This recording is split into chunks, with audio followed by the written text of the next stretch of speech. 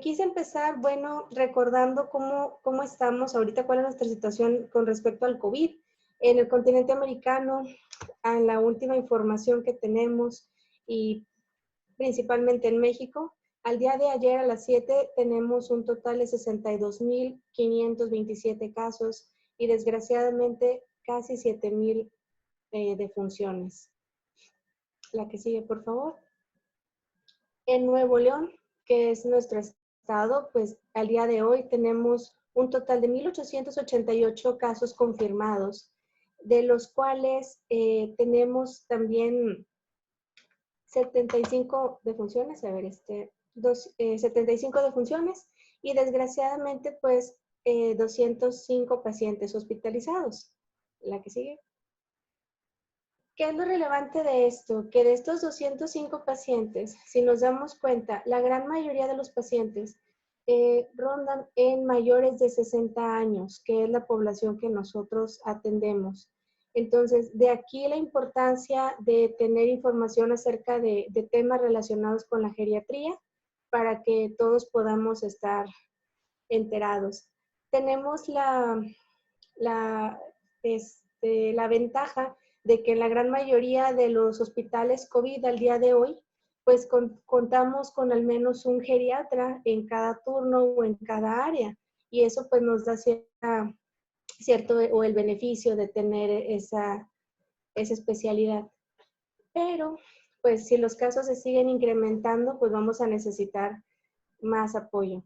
Con respecto a los síntomas del COVID, tenemos que en los primeros reportes se hablaba que en el inicio o los primeros pacientes hospitalizados habrían con fiebre. Al día de hoy se sabe que hasta el 87% de los casos, en algún momento de la evolución, los pacientes han presentado fiebre. En un segundo lugar está la tos y hay un gran porcentaje de pacientes que van a cursar asintomáticos. Cada día, cada semana que pasa, vamos encontrando más síntomas que se van agregando. La que sigue, por favor. Aquí es relevante porque en el contexto de los adultos mayores, estos tienen una mayor mortalidad y que además, como punto importante, es que la presentación de la enfermedad se ha visto que es atípica, como es una de las características de los adultos mayores. Y se ha reportado que los síntomas que han presentado son el delirium, inestabilidad postural, diarrea en algunos casos, y algunos de ellos pueden ni siquiera manifestar fiebre.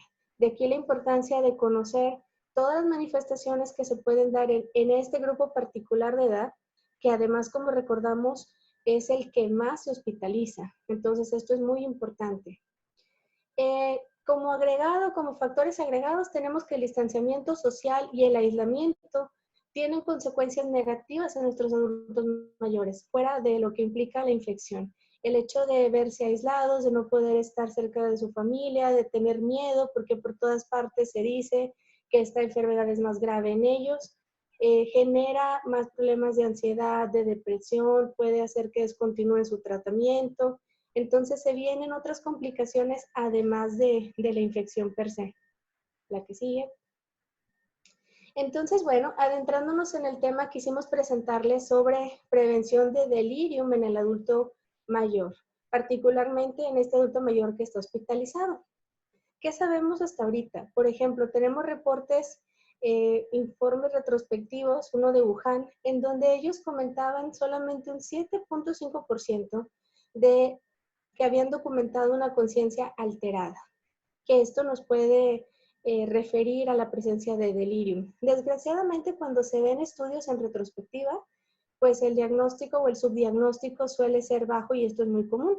Se sabe que incluso en el 75% de los casos de delirium pueden pasar desapercibidos si desde el inicio no se tiene un monitoreo objetivo para su diagnóstico. La que sigue. Así que con esto pues tenemos los datos disponibles sobre las tasas de delirium por infección con COVID pues son limitados. Aún así pues ya sabemos, la OMS lo ha identificado, diversas sociedades geriátricas, británicas, españolas, los italianos, aquí en México pues sabemos que existe y ya se han publicado inclusive guías de manejo y de cómo se puede abordar. Independientemente de la pandemia, independientemente de los factores del COVID, sabemos que hasta el 70% de los pacientes críticamente enfermos pueden llegar a desarrollar delirio. Esto va a tener relación con el tipo de patología por el que se hospitalizaron, los pacientes con fracturas, pacientes que se someten a cirugía, los que están en terapia intensiva, son los que mayormente van a dar este porcentaje más alto. Pero en general, hasta un 30% de pacientes hospitalizados en promedio lo pueden presentar. Ahora, también en la comunidad se da, hasta el 2% de los pacientes que están en casa pueden desarrollarlo. ¿Qué sigue? El delirium no es nuevo, incluso se ha documentado en la literatura médica desde hace más de 2000 años. Tiene una descripción muy consistente. Hipócrates utilizaba palabras como frenitis para referirse a locura o letargos, para describir inclusive los subtipos, haciendo referencia a un delirio hiperactivo e hipoactivo. ¿Qué sigue, please? Como término médico, se empezó a utilizar por primera vez en el siglo I después de Cristo para describir estos trastornos mentales que estaban asociados a la presencia de fiebre o de traumas en la cabeza. Como definición, sabemos que es un estado confusional agudo. Es muy frecuente en adultos mayores, no es exclusivo de adultos mayores, ya lo decíamos que pacientes críticamente enfermos lo pueden presentar, y tiene como características que su etiología suele ser multifactorial. Generalmente en un paciente puede haber hasta 2 o 6 factores al mismo tiempo que lo están ocasionando. Y esto puede conjuntar factores físicos y factores ambientales. Como mencionábamos antes, se puede describir como hiperactivo cuando el paciente tiene agitación, hipoactivo cuando cursan con ambos síntomas y que alternen los síntomas durante el desarrollo del delirio. ¿Qué es lo que la caracteriza? El delirio está caracterizado por una aparición rápida de síntomas, generalmente suelen ser horas o días, tiende a la fluctuación, ¿sí? Puede ser que por la mañana tú pases visita o el familiar vea a su paciente y el paciente se encuentra tranquilo y bien, pero por la tarde o noche el paciente se agita, se inquieta, se pone irritable, agresivo y para la mañana otra vez está bien. O como nos ha tocado también ver pacientes que un día están muy agitados y al día siguiente están dormidos todo el día. La otra característica es un nivel de conciencia alterado. Esto que decíamos, o la agitación, estar dormido o una gama de presentación en el inter. Como otra principal característica es esta capacidad o incapacidad más bien para poder centrar, mantener y cambiar de atención. Estas tres características de esta aparición súbita o rápida, la fluctuación, el nivel de conciencia alterado y la atención son las principales. Aún así, hay otras manifestaciones como es alteraciones en el patrón de sueño, en el ciclo de sueño-vigilia. Hay pacientes que pueden manifestar alucinaciones, y otros más que pueden agregarse como son alteraciones en la cognición. Entonces tenemos pacientes a menudo con problemas en la memoria, con desorientación, a veces con problemas del lenguaje y con alteración en la percepción. Y otra característica muy frecuente es el pensamiento desorganizado, que puede manifestarse o podemos identificarlo como un discurso incoherente, un paciente que dice cosas que no tienen lógica, además de que el juicio puede estar alterado. Es frecuente, les pongo un ejemplo, adulto mayor, 3 de la mañana, se despierta y dice, ya me voy a cambiar, ya me voy a ir a trabajar.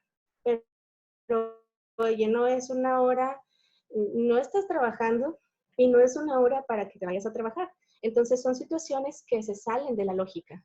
Además de que pues en este estado el paciente no es capaz de tomar decisiones apropiadas porque pues está alterada la percepción y ellos no ven el peligro de las acciones. Además, hasta en un 30% de los pacientes se presentan ideas delirantes y estas generalmente tienen un carácter paranoide persecutorio. Hay alguien en la ventana que se quiere meter, es que me quieren matar, es que alguien está en contra mía. ¿Y el que sigue? Desgraciadamente, los pacientes que presentan delirium, y de aquí su importancia, tienen una alta tasa de morbilidad. Son pacientes que fácilmente se pueden complicar. Tienen mayor riesgo de deshidratación, de desnutrirse, de caerse en este estado de agitación, de desarrollar problemas de continencia. En los casos que se presenta un delirio hipoactivo, de desarrollar úlceras por presión.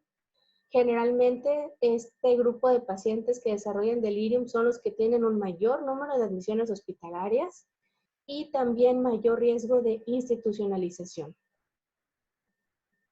Esto, pues claro que contribuye a un mayor costo en gastos de salud. Son pacientes que se pasan más tiempo hospitalizados, más riesgo de sobreinfecciones y sobre todo más riesgo de mortalidad. De hecho, se habla que el incremento de la tasa de mortalidad a un año en estos pacientes puede ser de hasta 40-50% más que ingresar por una enfermedad cardiovascular. Además, como factor agregado, pues el hecho de tener un episodio de delirium va a ocasionar angustia tanto en las personas que están al cuidado del paciente, la familia y en los trabajadores de salud. ¿Cuál es su relación con COVID? Sí, que eso es lo que queremos abordar el día de hoy.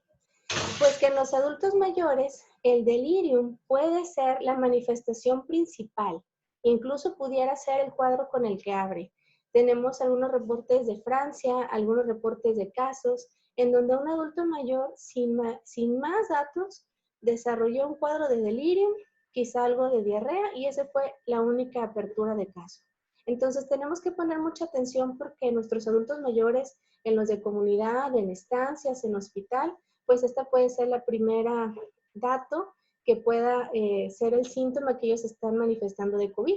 Incluso en algunas series de casos se reportaban las caídas. Paciente que ingresa al hospital por una caída y en retrospectiva, revisando todos los factores, se encuentra que también es COVID positivo. La infección por per se del COVID puede precipitar el delirio de muchas formas, tanto por infección directa, porque provoque hipoxia o porque ocasione una falla multiorgánica. Además, tenemos algunos reportes de casos. Hay uno de 153 pacientes donde la media de edad era 70 años, en donde se detectó evidencia de que el COVID podía estar asociado con encefalopatía y otros síndromes neurológicos, eventos vasculares cerebrales, ataques isquémicos transitorios y hemorragias cerebrales incluso. ¿Qué otros factores tiene el COVID para que precipite o desarrolle el delirium?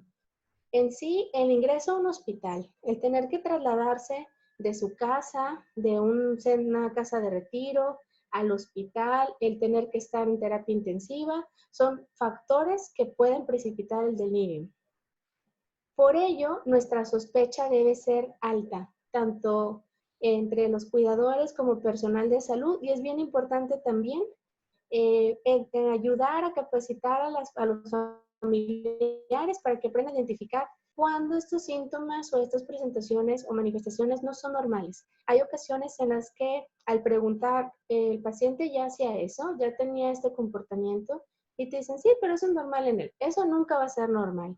Un estado de agitación, de confusión, de desorientación, no es normal, no debe considerarse como tal y se tiene que investigar. Como limitante agregada en la situación, en el contexto del COVID, tenemos que para manejo del paciente se utiliza un equipo de protección personal, que muchos de ustedes quizá hayan visto, el cubrebocas, la careta, la mascarilla, un gorro, un traje, batas, guantes. Entonces todo esto pues hace también un desafío el que pueda uno comunicarse con los pacientes, con los familiares. Y ahora en el contexto de la pandemia pues también hay compañeros médicos que estamos quizá realizando atención médica a distancia o estamos aprovechando el uso de la telemedicina, pero esto también representa una barrera para poder identificar y evaluar por completo a nuestro paciente. ¿Cuál es el otro peligro? ¿Sí? Un paciente en delirium que está agitado, pues no va a estar consciente de que se tiene que dejar la mascarilla, se puede querer quitar la canalización, se va a querer levantar, se puede caer, va a toser, no va a usar el estornudo de etiqueta, se va a tocar la cara, Y esto incrementa un riesgo no solo para él, sino también para otros pacientes o para miembros de su familia. Por eso también es muy importante, además de la detección, un adecuado manejo para disminuir estos riesgos. Sobre todo porque, como decíamos, al estar el juicio alterado, el paciente no comprende que existe una amenaza de propagación de la infección al realizar estas acciones o que pueden poner en riesgo su vida si necesita el oxígeno y se quita la mascarilla o se quita el medicamento. ¿Qué sigue?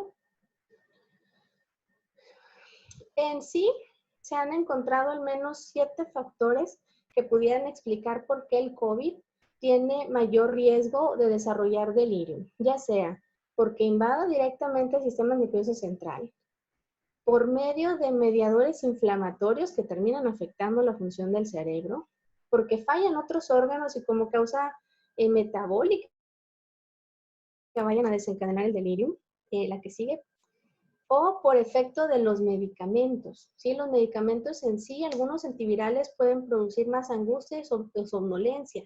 Y también el hecho de tener una sedación prolongada puede darlo. El tener una ventilación mecánica puede desarrollarlo. Ya mencionábamos la cuestión ambiental de cambiar al paciente de lugar o tenerlo en un lugar aislado.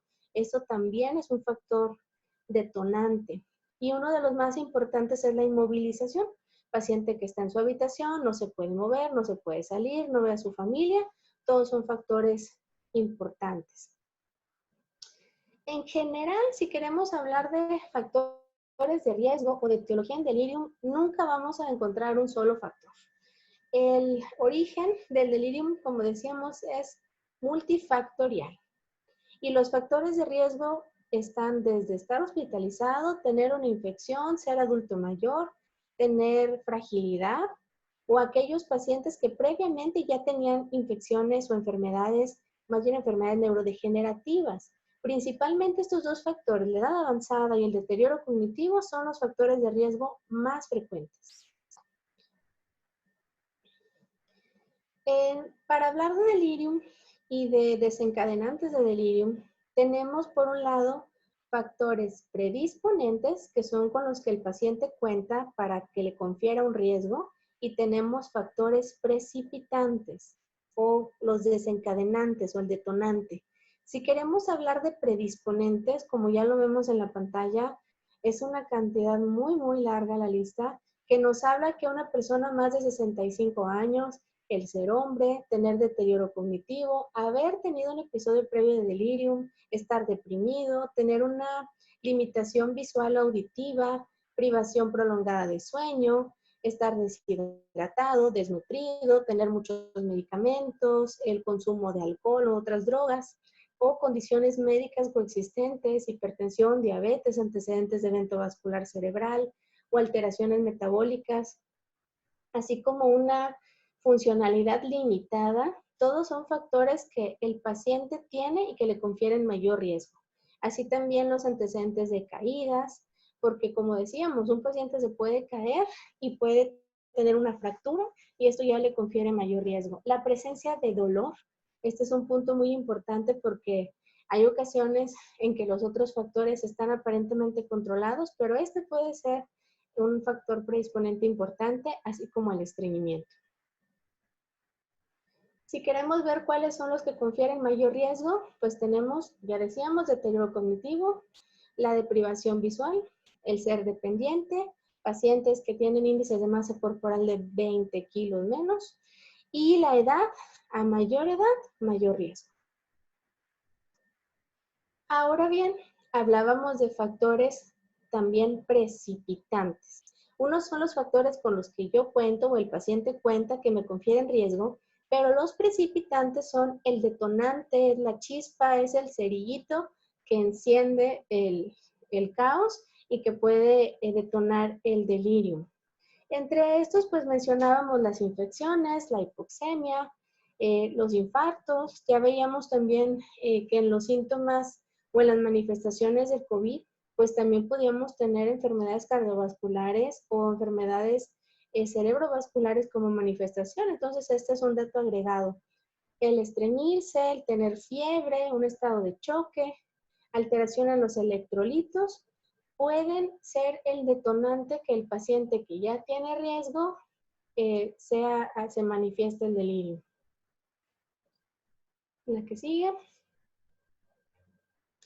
Y la lista sigue, ¿sí? Tenemos otros detonantes, ya mencionábamos también el dolor, fármacos con efecto anticolinérgico, muchos de los psicotrópicos, epilepsia, intoxicación, el cambio de área, estar en una unidad de cuidados intensivos, las restricciones físicas, el tener un paciente con múltiples procedimientos, punciones, tener sondas, el que no pueda dormir, el estar estresado, y ya decíamos que como tal la infección pues tiene a los pacientes también muy preocupados, pues son factores que pueden detonar el delirio.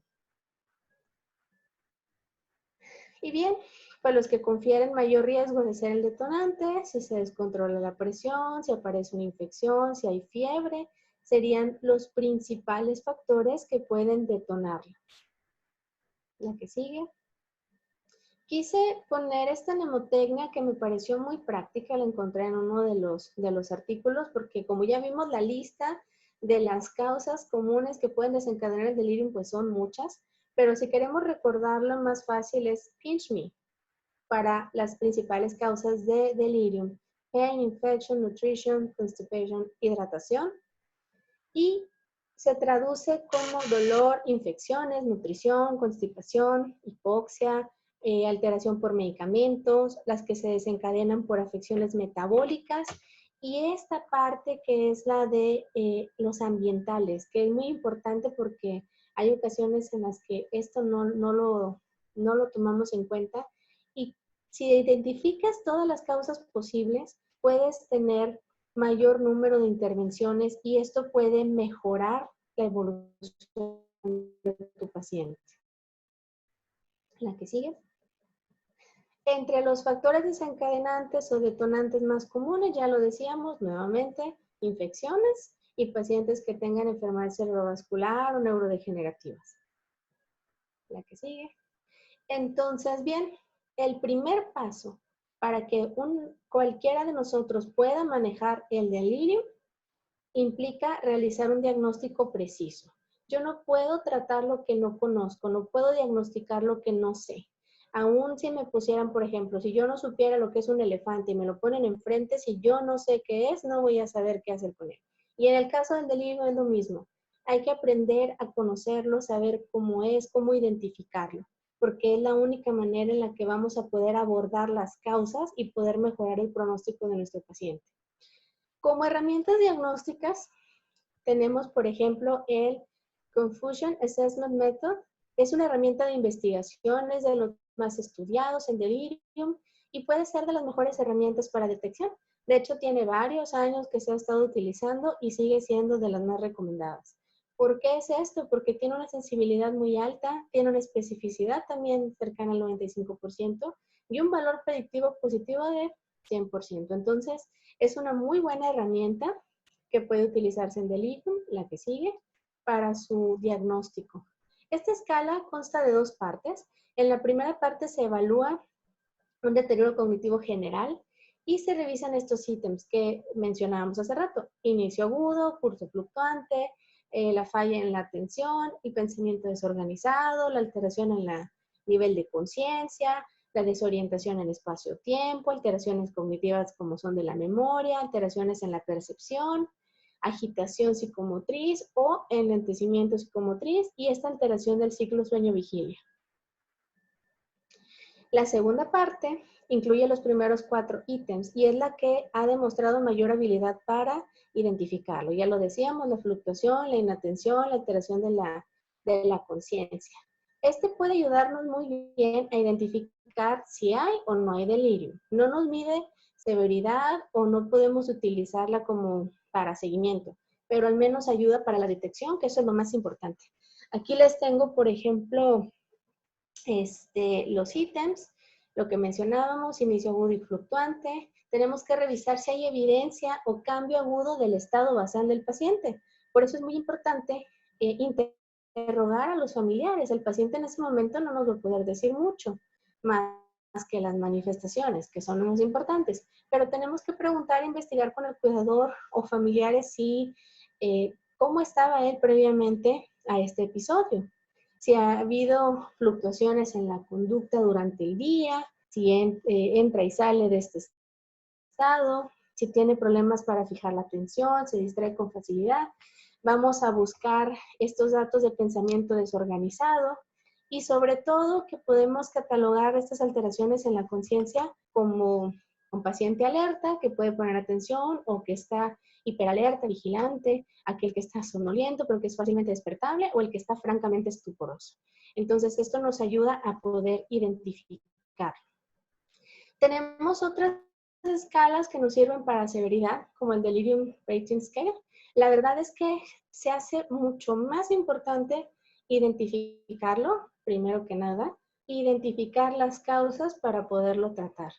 El hecho de que esté presente ya es severo. O sea, el hecho de que esté presente ya de por sí te implica un riesgo, mayor mortalidad, mayor morbilidad. Entonces, pues se hace más importante el que lo puedas detectar. Otra forma de hacer un diagnóstico formal y confirmado, puedes usar los criterios del DSM-5, como los mostramos aquí a continuación. Nuevamente, se incluyen alteración de la atención, el hecho de que se presente en un corto periodo de tiempo, pocos días, que sea un cambio agudo y que no pueda ser atribuido a otras enfermedades neurocognitivas. Esto es bien importante también. Y pues aquí también se incluye este factor que es el déficit de la memoria o de la desorientación. La que sigue. Lo más importante que deben saber es que el delirium es prevenible. Ya sabemos que es malo, que es más peligroso, que incrementa mortalidad, que tiene gran repercusión en los adultos, en todos los pacientes, más en el adulto mayor. Pero muy importante que quiero que se recalcar con ustedes es que el delirium es prevenible y que hasta en un 40% de los casos, si tenemos la identificación de los factores de riesgo y las intervenciones adecuadas, pues podemos prevenirlo y eso le va a ayudar mucho al paciente en su evolución. Con respecto al tratamiento, medidas farmacológicas, tenemos la intervención de fármacos y la que no. Las intervenciones no farmacológicas van a representar la primera línea de tratamiento en delirium. Siempre que sea posible, se tienen que implementar en mayor medida las intervenciones no farmacológicas. Pueden tener un impacto positivo hasta del 40% para revertirlo, si se administran o se implementan de manera oportuna. Entre ellas, la principal, pues va a estar el reconocimiento temprano del mismo, identificar qué pacientes tienen factores de riesgo, cuáles son las principales detonantes que pudieran darse en este paciente y empezar a abordar las causas físicas que encontremos. Si es un paciente deshidratado, tienes que mejorar la hidratación. Si hay alteración de los electrolitos, si tiene dolor, tienes que quitar el dolor.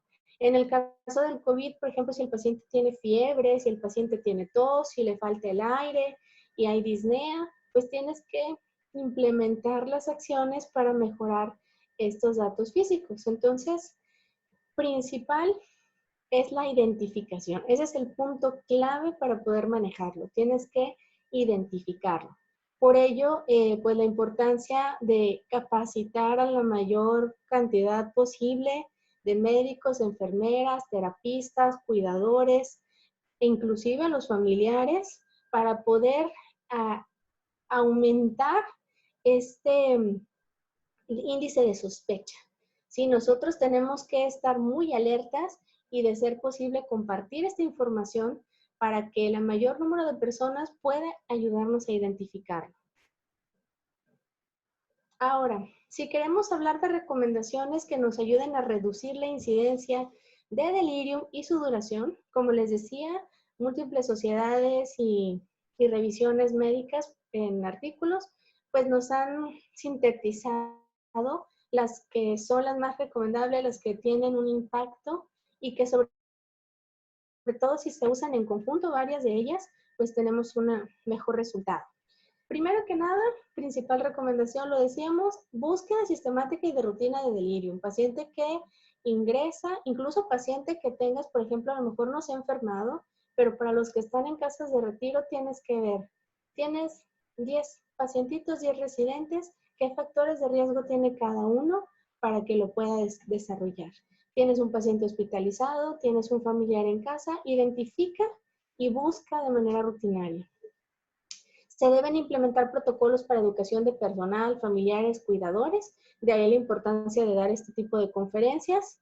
Crear conciencia para identificar el delirium, eso es bien importante.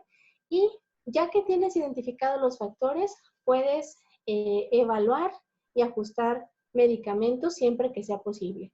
Ver qué medicamentos, por ejemplo, en el contexto de un paciente hospitalizado, cuáles no son de uso prioritario y que se pudiera reducir la medicación. Si puedes limitar el uso de aquellos que tengan efecto en el sistema nervioso central, tienes que ver si se necesitan suspender, reducir, cambiar. Y en el caso, por ejemplo, de los antipsicóticos, que son el principal medicamento que se utiliza en estos episodios de agitación que puede haber en el delirium, se recomienda no utilizarlos a menos que el paciente esté en peligro para sí mismo o para otros. Y esto cobra relevancia en el contexto de un paciente con COVID. Aquí puede ser que se adelante un poquito más esa medida, porque si el paciente está agitado y está en peligro y se va a quitar el oxígeno, se va a descanalizar, se va a caer y el personal no va a poder estar tan cerca y va a traer el equipo de protección personal para estar mitigando estas situaciones, o que el paciente, como les digo, esté tosiendo, escupiendo, agarrándose y agarrando quizá a otro paciente, pues entonces vale la pena adelantarlas. Otro punto, una recomendación, identificar las necesidades físicas fundamentales en tu paciente. ¿Qué vas a hacer? Identificar y optimizar el tratamiento de una condición clínica que sea potencialmente reversible. Si tienes una infección agregada, bacteriana, pues quizá vas a ocupar antibióticos. Si el paciente está deshidratado, dar un adecuado manejo de líquidos. Si el paciente tiene dolor, trata el dolor, trata las náuseas, busca cómo mejorar el estreñimiento, cómo quitarle la tos, cómo mejorar todas las condiciones clínicas que son potencialmente reversibles. No le vas a quitar los 85 años y no puedes cambiar el hecho que esté en el hospital en ese momento. Pero si identificas que hay situaciones clínicas que tú puedas corregir, esto siempre debe ser una de las prioridades. También hay que mejorar la hidratación. Y algo que se menciona, pues es mejorar esta forma en la que el paciente se pueda comunicar con nosotros. ¿Sí? Vamos a recordar que es un paciente que está en un cuarto de aislamiento, tú das tu pase de visita con tu equipo de protección personal y entonces en el INTE donde no hay medicamentos y no hay pase de visita, pues el paciente se queda solo. Entonces hay que proporcionarle, ya sea mediante un botón de llamada o tener el teléfono a la mano para que él pueda comunicarlo si algo le está pasando. Y esto ayuda a tranquilizar a nuestro paciente. Otro factor muy importante como medida no farmacológica es promover la estimulación cognitiva y en los casos en donde se puede el apoyo del cuidador. En el caso del paciente hospitalizado y en el contexto de COVID pues no tienes el cuidador ahí a la mano, pero puedes tratar de implementar acciones que puedan estimular de manera cognitiva. ¿Cómo se hace?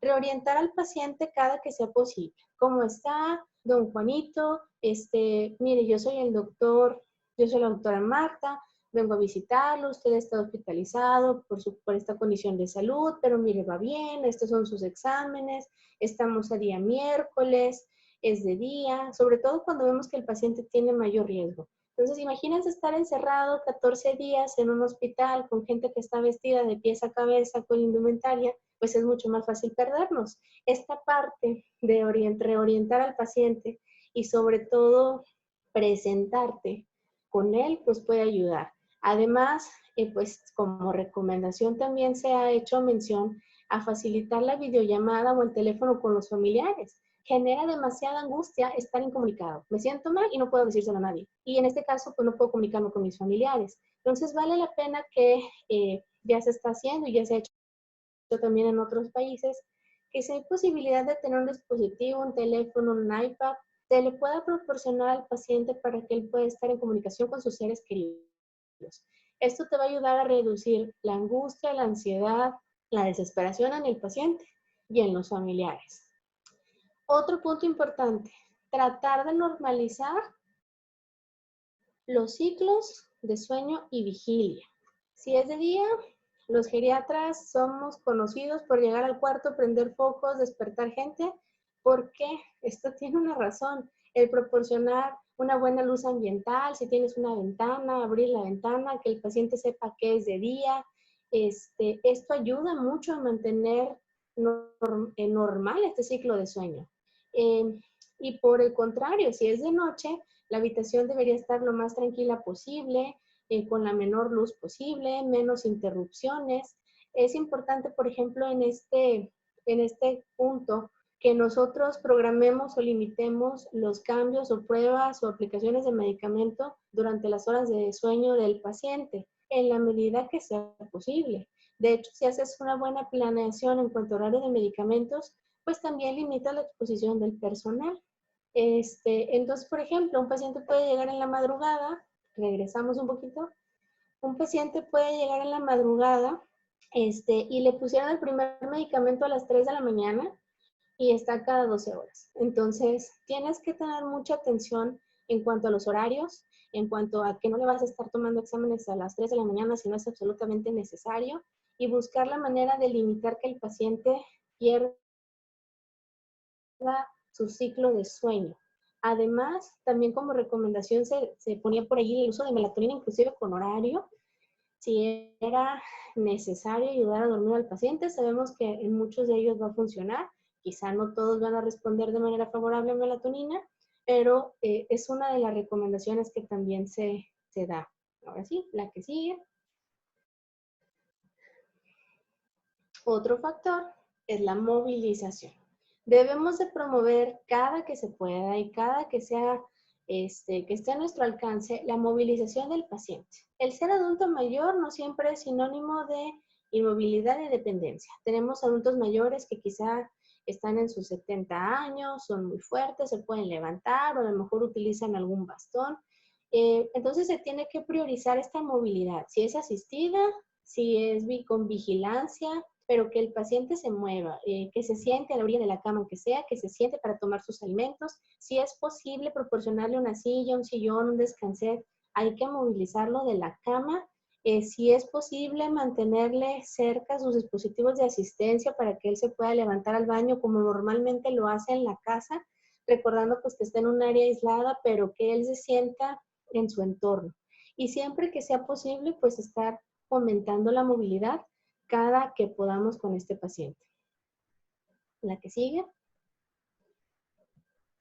Minimizar lo más posible las ataduras. ¿Qué es esto? Si a menos que sea absolutamente necesario, tienes que cuidar mucho el uso, por ejemplo, de suero, el tener una línea de una infusión. Si en ese momento no se está utilizando, si quizá tu paciente no está en condiciones críticas o graves, como en una de cuidados intensivos, y lo puedes limitar, limitarlo, limitar el uso de catéteres. Si el paciente no requiere estar monitoreado todo el trato, todo el día, con el monitor conectado, con el oxímetro en el dedito, puedes limitarlo, porque estas pequeñas acciones generan mayor angustia en el paciente. Entonces, cada que sea posible, se deben retirar sondas en cuanto se pueda, ¿sí? Igual, minimizar el uso de restricciones físicas.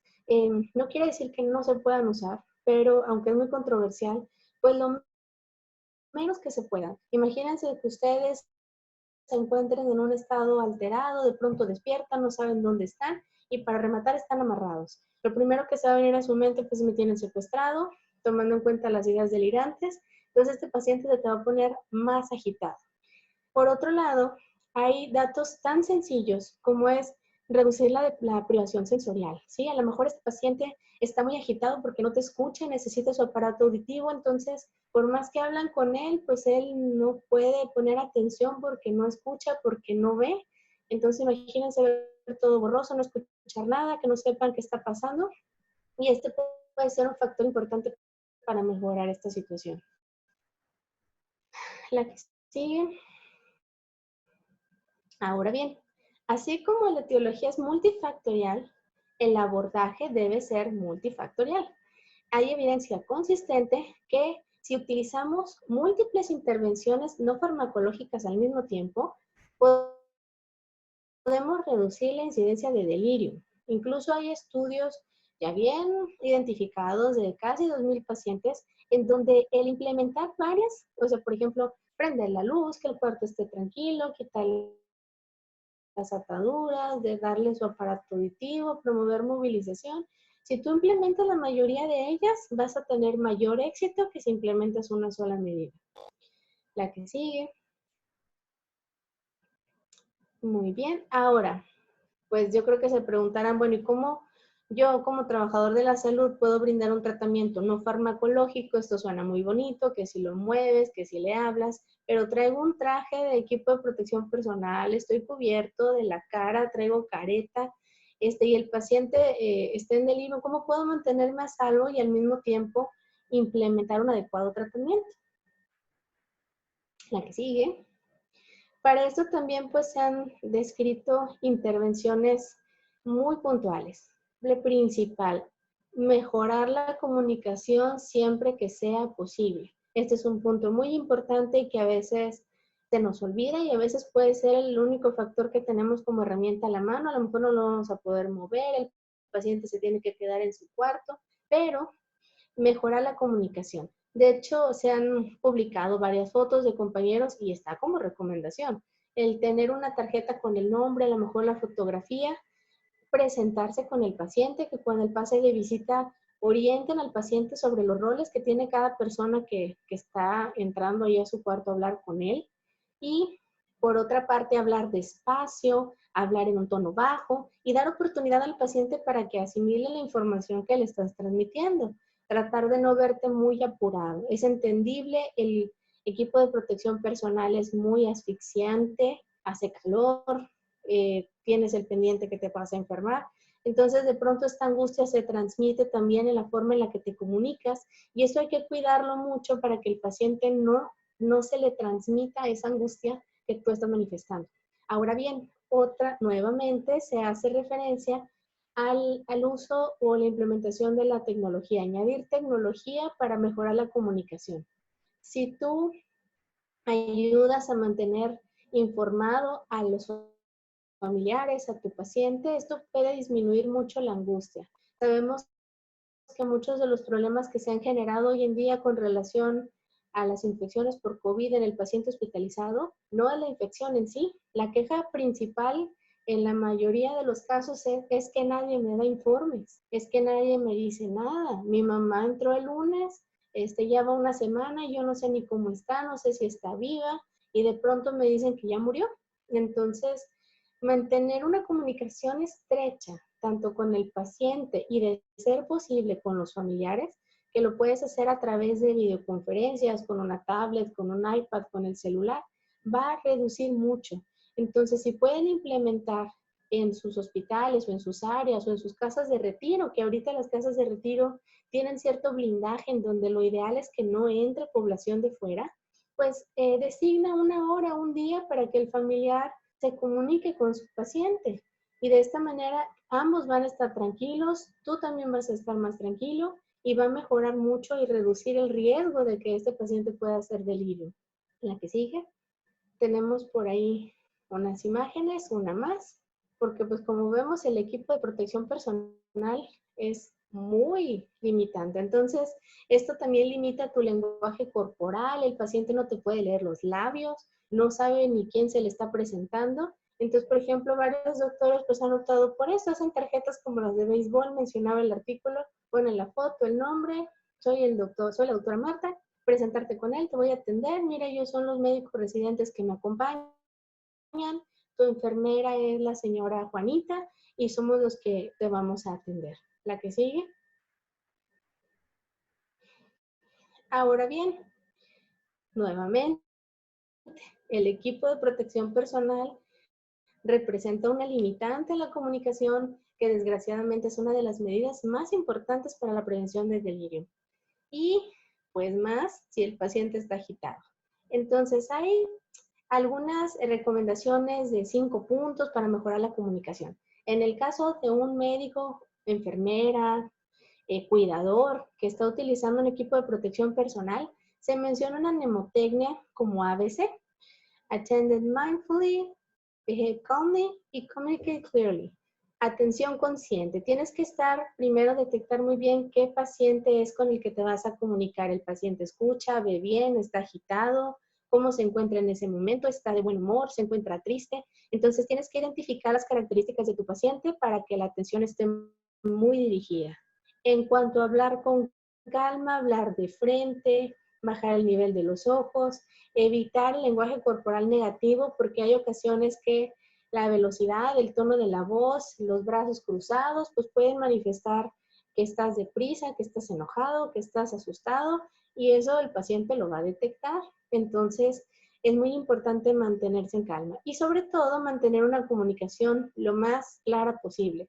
Ideas directas, cortas, dar oportunidad a que el paciente lo entienda y repasar o resolver dudas, darle oportunidad de que él comunique lo que está sintiendo, ¿sí? Porque sabemos que a veces por las prisas, por el tiempo, por el volumen de trabajo, pues esto se hace muy rápido, pero dar oportunidad al paciente de decir cómo se siente, cuál es su principal molestia en este momento, pueden ayudar. Nuevamente, en el caso de pacientes COVID positivos, se hace mucho hincapié en la movilización mejorada, le llaman ellos.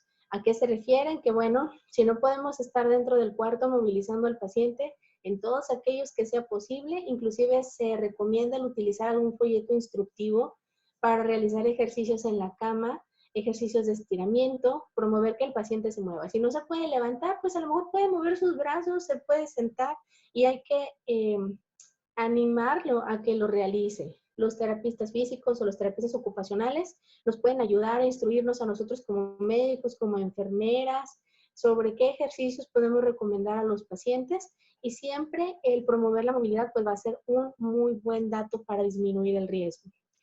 Además de ayudar a instruir al paciente sobre cómo moverse de manera segura en el cuarto, en la cama. Ya ven que algunas camas de hospital tienen algunos botoncitos. Mire, puede presionar aquí para enderezarse, mover sus pies si quiere cambiar de posición. En todos los pacientes en los que se puedan de manera temprana tener este impacto para reducir la incidencia de delirio.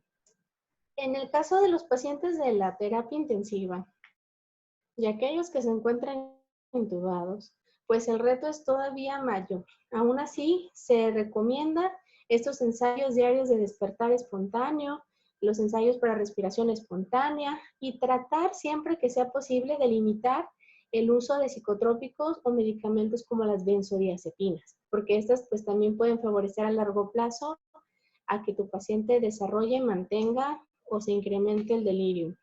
La que sigue. Entonces, pues ya decíamos, para evitar, se debe buscar siempre evitar las complicaciones, que esta inmovilidad no te lleve a desarrollo de úlceras, tratar de no sobresedar al paciente con medicamentos si no es necesario, prevenir la mayor medida posible las caídas. Si tú tratas adecuadamente el delirio y el paciente no lo presenta y no está agitado, pues es menos riesgo de que se vaya a caer. Y sobre todo siempre tienes que asegurar un egreso seguro. Puedes estar al pendiente de qué seguimiento le vas a dar en la consulta. Tienes que proporcionar educación y apoyo al familiar y a los cuidadores para que esto tenga un éxito a largo plazo, incluso cuando el paciente ya no esté en el hospital. Aquí sigue. Aquí tenemos como un pequeño resumen que es de la Sociedad Española de Geriatría y Gerontología. Puntos importantes: estimulación cognitiva, audición y visión, movilidad precoz, la hidratación, buen descanso y revisión de medicamentos. Puntos importantes a recordar cuando queremos intervenir para prevenir el delirio. Ahora bien, la que sigue. Tenemos, como mencionábamos, las medidas farmacológicas, que es la segunda línea de manejo, siempre y cuando sea posible implementar las primeras o el paciente no esté poniendo en riesgo su vida. En el contexto de COVID, las medidas farmacológicas tenemos que tomar a consideración todavía más que muchos de los medicamentos psicotrópicos, muchos de los antipsicóticos, moduladores del ánimo, antidepresivos, pueden tener interacciones farmacológicas con el tratamiento que se está dando actualmente para COVID. Como bien sabemos, cada día que pasa, cada semana, pues se encuentran más datos acerca de qué tratamiento pudiera ser el más indicado para el paciente. Al día de hoy no tenemos un tratamiento único y universal para el manejo del COVID, sino que tiene que abordarse cada caso en particular.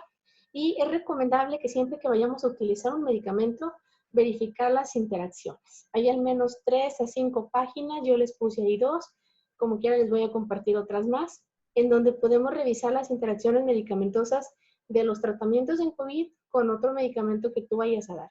Porque hay que recordar que el paciente que es COVID positivo tiene otras enfermedades. Las demás enfermedades no se borran por arte de magia porque el paciente se enfermó de COVID. Tienes pacientes hipertensos, diabéticos, que tienen dolor, que están deprimidos, a lo mejor ya tenían epilepsia, quizá ya tenían demencia, tenían medicamentos antidemenciales. Entonces ahora se enferma de COVID, necesitas un tratamiento agregado y es muy importante verificar posibles interacciones. Siempre se buscará que las medidas farmacológicas se inicien solamente cuando sean requeridas. No vas a empezar a dar antipsicóticos por el simple hecho que el paciente tenga riesgo. Siempre tratar de utilizar la mínima dosis posible, la menor frecuencia posible y por el menor tiempo posible. La que sigue. Hay varias publicaciones, por ejemplo, de las guías más recientes de la OMS. Ellos recomendaban, bueno, primero, implementar las medidas no farmacológicas, corregir situaciones clínicas, físicas que puedan mejorarse con otro tratamiento. Y si necesitas un antipsicótico, en el caso, por ejemplo, de algunos documentos de la OMS, ellos mencionaban el haloperidol a dosis bajas y aumentar la dosis y frecuencia lentamente. Hay antipsicóticos que no se recomiendan y hay que poner especial atención en enfermedades como Parkinson o demencia por cuerpos de Lewis.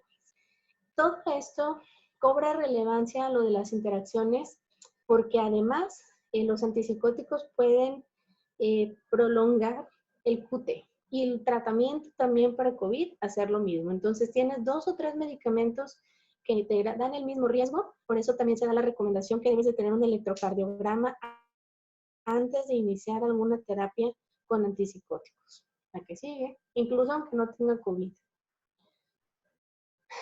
Si los antipsicóticos están contraindicados o el tratamiento que yo tengo ya de por sí prolonga el QT, el electrocardiograma salió alterado, no puedo utilizarlo.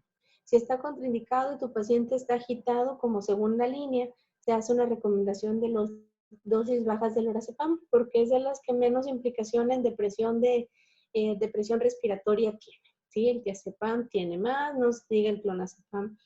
Entonces, en casos graves, a veces tienes que ocupar los dos, pero es bien importante verificar estas interacciones para no perjudicar más que ayudar. Recordemos que, por ejemplo, la risperidona está autorizada para manejo de delirio en pacientes con Alzheimer. Los demás no tienen como tal esta etiqueta, se utilizan, pero no están así puntualmente reconocidos. Entonces, si tu paciente que va a ingresar además tiene Alzheimer, pues lo puedes considerar. La que sigue. Ahora bien, les decía que en cuanto a las recomendaciones, pues hay recomendaciones que da la OMS, hay recomendaciones que dan en Europa. Ahorita les voy a presentar algunas que son españolas y pues dependiendo qué tan estricto te pongas en los criterios, pues vas a encontrar más limitantes con el uso de fármacos que puedes implementar en el delirio. Por ejemplo, ellos mencionaban en este texto el uso del lorazepam, haloperidol, las dosis muy medidas, hay que cuidar los efectos no deseados, las sedaciones, las opciones que tienes para administrarlos. La que sigue. Se presentan algunas tablas en donde, por ejemplo, en los que están con etiqueta roja, aquí se están abreviando las terapias, que son algunos antivirales, otros medicamentos como la cloroquina, hidroxicloroquina, y estos, cuando ves la interacción entre estas drogas o medicamentos que se utilizan para COVID con los medicamentos que han sido recomendados en algún momento, guías para tratamiento de delirium, pues los que tienen etiqueta roja estarían completamente contraindicados de combinar. Los que tienen una advertencia en amarillo o naranja, hay ocasiones en las que se requiere disminuir la dosis. Los que tienen un corazoncito se refiere a que pueden prolongar el QT y que tienes que tener precaución con el uso. Y generalmente en donde está la flechita para los dos lados, tiene mínimas interacciones o mínimo repercusión. Cuando encontramos una flechita hacia arriba, quiere decir que a veces se requiere o que incrementa, potencia el efecto de los medicamentos o bien que lo va a reducir. Ahorita lo vamos a ver como quiera con mayor calma. La que sigue. Muy bien. Esto es lo que les comentaba, que bueno, lo primero que vimos fue las recomendaciones que da la OMS en sus escritos, algunas recomendaciones de la British Geriatric Society y tenemos a las sociedades españolas. Ellos publicaron un documento que es para manejo farmacológico de trastornos psicóticos en personas mayores que tienen infección por COVID, ¿sí?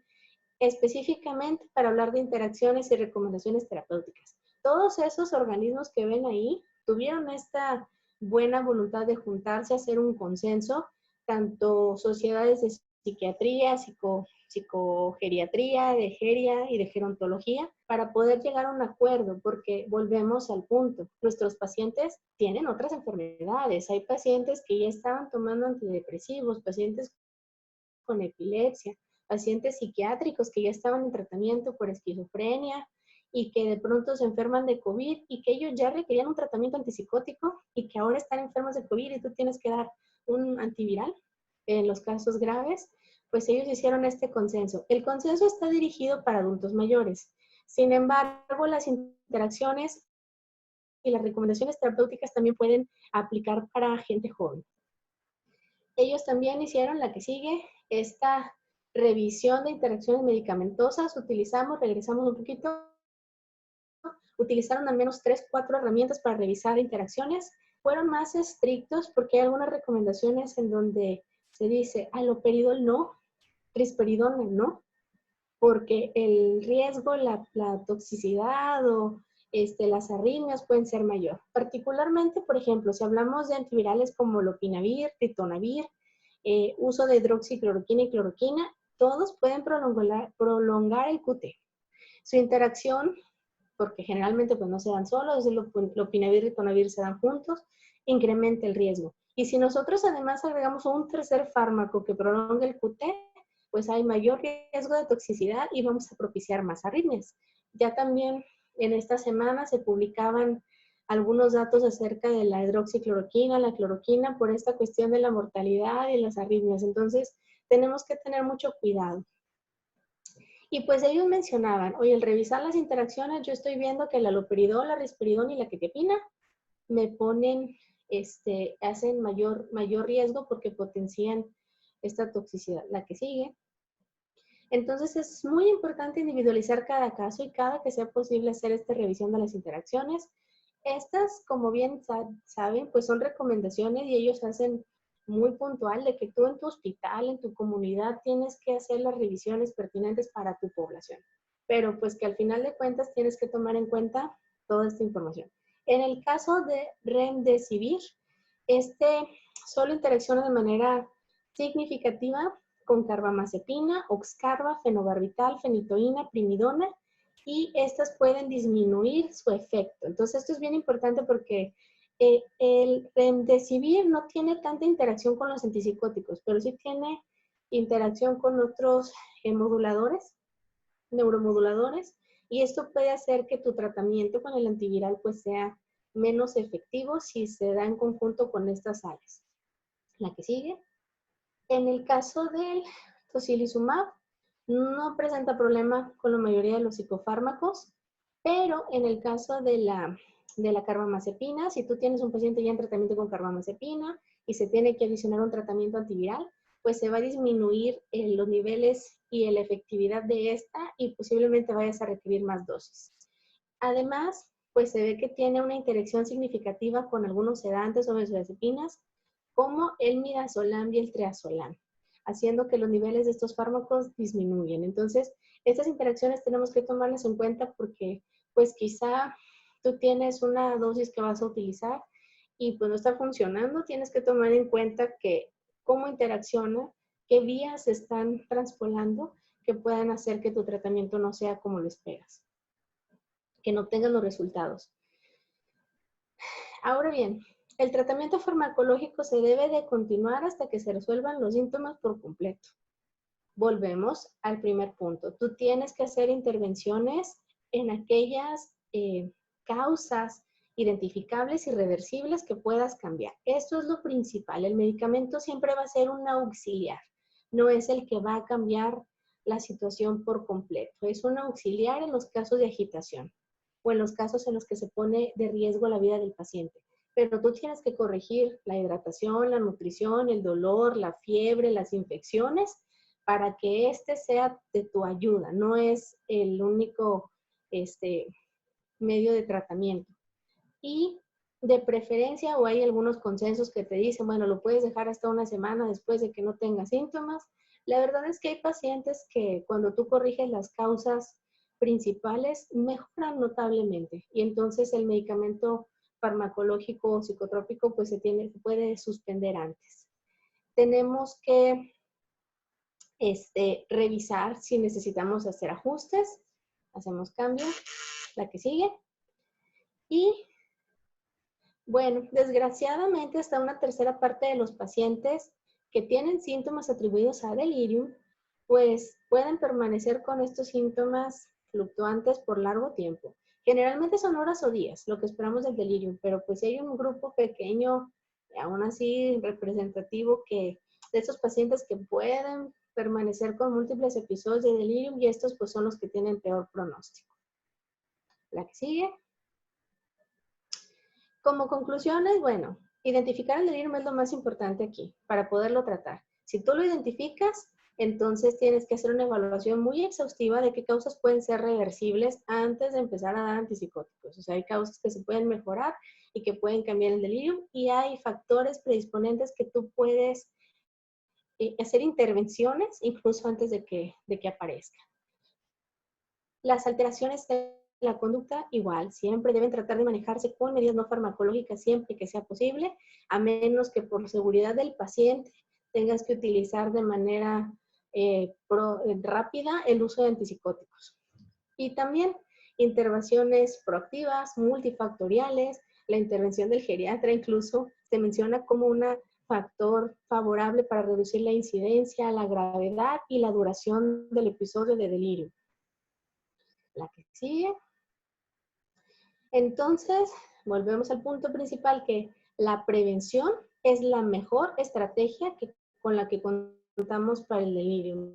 De aquí la importancia de conocer todos sus factores. Muy bien. Agradezco mucho su participación. Espero que la información le haya sido de utilidad. Tienen por ahí mi correo si quieren enviar alguna duda. De todas maneras, les voy a crear un enlace para poder compartir los artículos y que puedan acceder a ellos a través de la página del Colegio de Geriatras. Si quieren revisar más y quieren ver estos documentos de España que hablan de las interacciones medicamentosas, igual las páginas en donde pueden revisarlas en sus hospitales al momento de implementar un tratamiento. Gracias. Agradecemos la participación de la doctora Valdivia con una excelente ponencia acerca del delirium y los esperamos el próximo lunes 25 de mayo con la plática de la importancia de la alimentación en el adulto mayor con COVID-19. No se la pierdan. Muchas gracias. Que tengan excelente día. Hasta luego. Hasta luego.